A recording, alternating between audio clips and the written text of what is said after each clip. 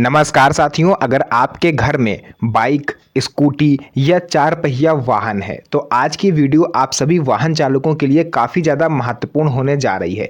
जैसा कि आप सभी लोग जानते हैं कि इस टाइम अगर पॉल्यूशन का लेवल देखा जाए भारत के कुछ शहरों में तो वो काफ़ी बढ़े हुए स्तर पर चल रहा है। तो ऐसे में सरकार भी सख्त हो गई है, स्पेशली जिनके घर में स्कूटी है, बाइक है, चार पहिया वाहन है। ठीक है, अगर कॉमर्शियल वाहन भी है तो भी आपको सोचने पर मजबूर कर देंगे ये महत्वपूर्ण ट्रैफिक नियम। इसमें कुछ चेंजेस हुए हैं, हालांकि कुछ चेंजेस पहले से थे लेकिन उसमें थोड़ी सी और सख्ती बढ़ाई गई है। तो अगर आप इन नियमों की जानकारी पहले से रखते हो तो हो सकता है कि आगे चल के आप किसी भी मामले में ना फंसो। तो चलिए वीडियो को स्टार्ट करते हैं और उन सभी नियमों को एक एक करके आपको विस्तार से समझाते हैं। तो साथियों, यहाँ पर देखिए सबसे बड़ा जो अपडेट आ रहा है वो आ रहा है आपकी नंबर प्लेट को लेकर के। इवन बहुत से लोग, आप लोगों ने देखा होगा जी, अपने जाति सूचक शब्द अपने वाहन पर लिखते हैं, चाहे चार पहिया वाहन हो चाहे आपका दो पहिया वाहन हो। नेम जो नंबर प्लेट होती है उस पे अपने पद का गलत इस्तेमाल करते हैं।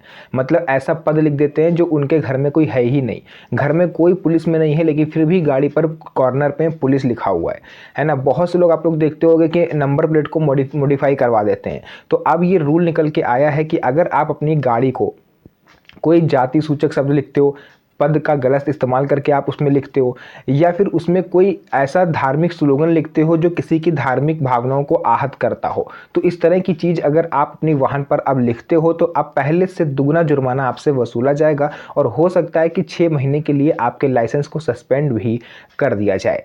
तो ये चीज़ बहुत ही ज़रूरी है। अगर पहले आप लोग का 1,000 रुपये लगता था तो इस टाइम अब आपसे 2,000 रुपये तक का जुर्माना और 3 महीने तक के लाइसेंस सस्पेंड तक की सज़ा इस केस में आपको हो सकती है। तो अगर आपके घर में कोई किसी डिपार्टमेंट में नहीं है तो उस चीज़ को आप अपनी गाड़ी पर मत लिखिए। बहुत से लोग केवल यूपी साइड में बोला जाता है ना शब्द भौकाल, उस वजह से लोग लिख देते हैं कि हमारा रुतबा समाज में बढ़ जाएगा अगर हम पीछे एडवोकेट लिख देंगे, पीछे पुलिस लिख देंगे, है ना, आर्मी लिख देंगे। तो अगर आप ऐसा अब करते हो और जांच में अगर आप पकड़े गए तो फिर आपके ऊपर केस चल सकता है।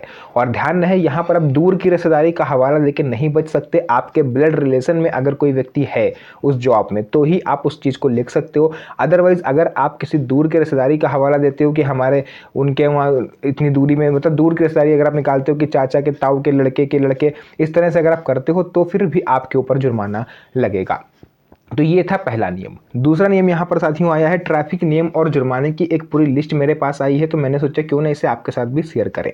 देखिए, अब इन पर सख्त कार्रवाई होगी अगर आप रेड लाइट जंप करते हो। बहुत से लोग क्या करते हैं कि गाड़ी स्पीड में जा रही है, रेड लाइट हुई लेकिन वो लोग रुकते नहीं है।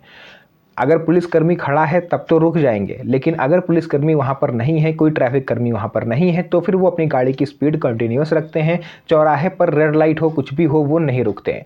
तो अब अगर ऐसा आप करोगे तो इस जो ट्रैफिक पुलिस है वो भी थोड़ी सी स्मार्ट हो गई है। एआई कैमरेज जो है वो देश के प्रमुख चौराहों पर, प्रमुख शहरों के जो प्रमुख चौराहे हैं वहाँ पर इंस्टॉल किए जा रहे हैं। तो अब आप बच नहीं सकते। अगर कोई ट्रैफिक पुलिसकर्मी वहाँ पर नहीं खड़ा है, इसका मतलब ये है कि वहाँ पर एआई कैमरा है जो 24 घंटे आप पर नज़र रखे हुए है। आप अगर रेड लाइट को जंप करते हो, ओवर स्पीडिंग करते हो, तो ये कैमरे आपकी जो भी एक्टिविटी है उसे कैच करते हैं और ऑटोमेटिक चालान आपका काट देंगे, या आपकी इमेज, आपकी फ़ोटो खींच के अपने ऊपर अधिकारियों को भेजेंगे। वो आपका जो भी जिस भी एक्टिविटी की वजह से आप कैच करे गए हो उसके हिसाब से आपका जुर्माना लगाएंगे। तो रेड लाइट अगर जंप करते हो तो 2,000 रुपये तक का जुर्माना लगेगा। ओवर स्पीडिंग अगर आप करते हो तो 2,500 रुपये तक का जुर्माना। और गलत लेन में अगर आप चल रहे हो, है ना, लेफ्ट साइड जैसे जाने की होती है, राइट साइड आने की, अगर आप उल्टी दिशा में वाहन को दौड़ा रहे हो तो इस केस में आपके ऊपर 5,000 रुपये तक का जुर्माना लग सकता है। और अगर कोई आपने दुर्घटना कर दी तो आपका वाहन भी सीज हो सकता है। इसके अलावा मोबाइल इस्तेमाल, आजकल की जनरेशन की ये आदत बन चुकी है कि अगर वो गाड़ी को ड्राइव कर रहे हैं तो या तो कान में मोबाइल होगा या हाथ में रील स्क्रॉल कर रहे होंगे। तो ये चीज़ अगर आप किसी भी ट्रैफिक कर्मी की अगर उस पर नज़र पड़ती है तो आप इसमें अच्छा खासा झेल सकते हो। शराब पीकर गाड़ी चलाना, बहुत से लोग क्या करते हैं कि ड्रंक एंड ड्राइव वैसे भी कानूनन अपराध है, लेकिन अब इस पर सख्ती और ज़्यादा हो गई है क्योंकि इसका जो जुर्माना की राशि है उसे बढ़ा करके 5,000 रुपये और इसमें आपका लाइसेंस सस्पेंड तक की सज़ा भी जोड़ी गई है। तो अब आपको बहुत ही सावधान होकर गाड़ी को लेकर रोड पर निकलना है। अब बात करते हैं पॉल्यूशन को लेकर के सरकार ने इसमें क्या चेंजेस करे हैं। तो देखिए, अगर आप किसी ऐसे शहर से हो जो घनी आबादी वाले शहर हैं वहाँ पर अगर आप गाड़ी को अपना पीयूसी वगैरह अपडेट नहीं रखते हो तो इस केस में आपकी गाड़ी जब्त हो सकती है, क्योंकि सरकार का ये क्लियर आदेश है कि कोई भी ऐसी गाड़ी जो पॉल्यूशन जनरेट कर रही है यानी काला धुआं निकल रहा है, तो ऐसी गाड़ियों को पुलिस रोक सकती है, जब्त कर सकती है। आपको क्या करना है, गाड़ी की इस टाइम फिटनेस को बरकरार रखना है, वरना फालतू में आपका चालान जो है वो कट सकता है और गाड़ी भी आपकी जब्त हो सकती है। तो इन चीज़ों से आपको सावधान रहना है। इसके बाद तीसरा रूल है साइलेंट जोन। अगर साइलेंट जोन में आप हॉर्न बजाते हुए निकल रहे हो तो भी आपके ऊपर कार्रवाई हो सकती है। साइलेंट जोन लाइक स्कूल के बगल से, हॉस्पिटल के बगल से, है ना, इन चीज़ों के बगल से अगर आप निकल रहे हो हॉर्न बजाते हुए, हालांकि जहां साइलेंट जोन होता है वहां पर ट्रैफिक की भी ये जिम्मेदारी है पुलिसकर्मी की कि वहां पर लिखा हुआ हो साइलेंट जोन।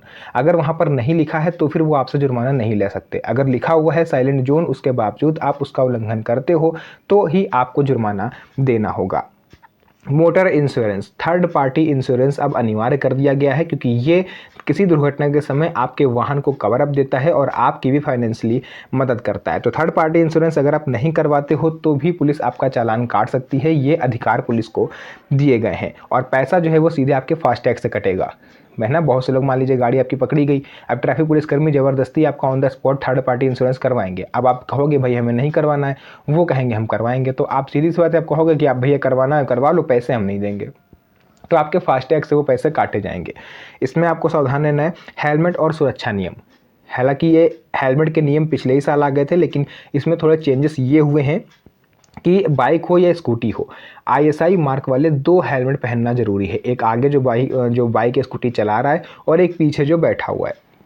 इसके अलावा नई बाइक के साथ या नई स्कूटी के साथ डीलर आपको 2 हेलमेट देगा। अगर वो नहीं देता है तो उसकी डीलरशिप भी ख़त्म करी जा सकती है। तो आपको हेलमेट पहन के ही निकलना है, क्योंकि इसको लेकर के भी अपडेट ये आया है कि अगर आप हेलमेट पहन के अपनी व्हीकल को नहीं चला रहे हो तो आपको पेट्रोल पंप पर फ्यूल नहीं मिलेगा। आप चाहे पेट्रोल पड़वाने जा रहे हो या किसी भी चीज़ के लिए, आपको वहाँ पर पेट्रोल पंप पे आपका काम नहीं होगा।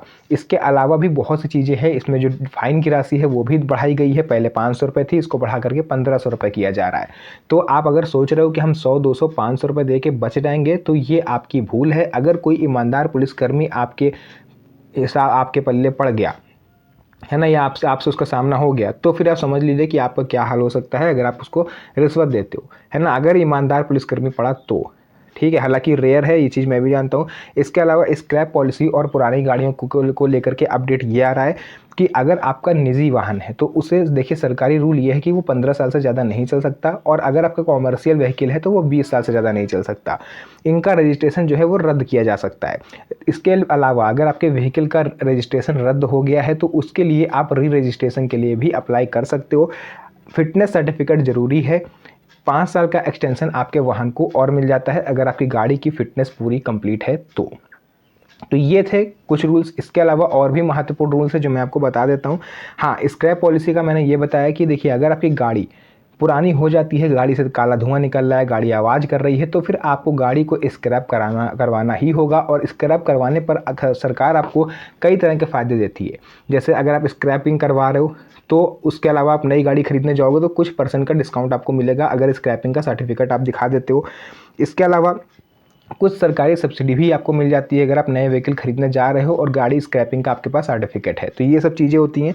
इसके अलावा ड्राइविंग लाइसेंस और रजिस्ट्रेशन, अब बिना वैध ड्राइविंग लाइसेंस के वाहन चलाना गंभीर अपराध है। पहली बार अगर आप पकड़े जाते हो तो 5000 रुपये का जुर्माना, दूसरी बार अगर आप पकड़े जाते हो तो 10,000 रुपये, और तीसरी बार अगर आप पकड़े जाते हो तो आपकी गाड़ी का जो रजिस्ट्रेशन है वो रद्द करके गाड़ी आपकी जब्त कर ली जाएगी और 3 महीने तक आप व्हीकल नहीं चला सकते। लाइसेंस सस्पेंड भी हो सकता है। इसके अलावा वाहन रजिस्ट्रेशन अपडेट होना ज़रूरी है। अगर आपकी गाड़ी का आरसी एक्सपायर है तो चालान आपका हो सकता है। तो ऐसे बहुत से रूल्स हैं जो सख्ती से लागू करे जा रहे हैं 2026 में। तो मैंने सोचा क्यों ना यहाँ पर आपको मैं एक वीडियो के माध्यम से सभी रूल्स एक ही बार में समझा दूँ, कहीं ऐसा ना हो कि आपके साथ भी कोई अनहोनी हो जाए या फिर आपकी गाड़ी जब्त कर ली जाए या फिर आपका लाइसेंस सस्पेंड हो जाए।